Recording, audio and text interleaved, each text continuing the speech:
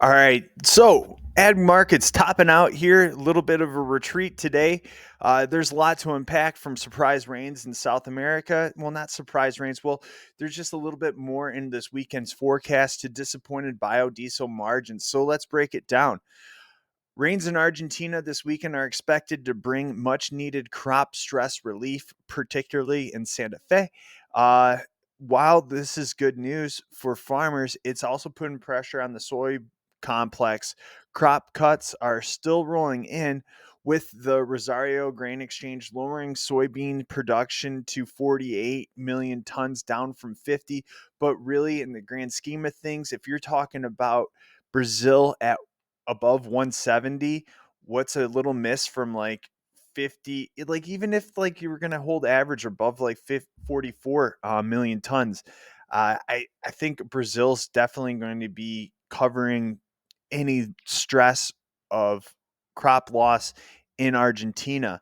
uh, so let's go back to the US markets for soybeans here. NOPA reported record crush numbers for December at 206.6 million bushels. However, bean oil stocks were slightly below expectations. Meal production is up, about 6% year over year, but traders are watching closely as biodiesel margins remain weak with disappointing subsidies. So there's corn. Corn's holding up impressive, but that 480 still remains a technical barrier. Farmer selling is slowing down a little bit. Cash pipelines are full. Rosario Grain Exchange cut Argentina's corn estimate to 48 million tons. So it's all about these global markets, right? So we have Brazil's wet weather is delaying soybean harvest and second crop corn planting, while Canada has threatened tariffs in response to U.S. trade policies. And there's wheat. Despite slow exports from Russia and Ukraine, U.S. wheat prices still remain under pressure. Traders are waiting for March Chicago wheat to break out of its recent range.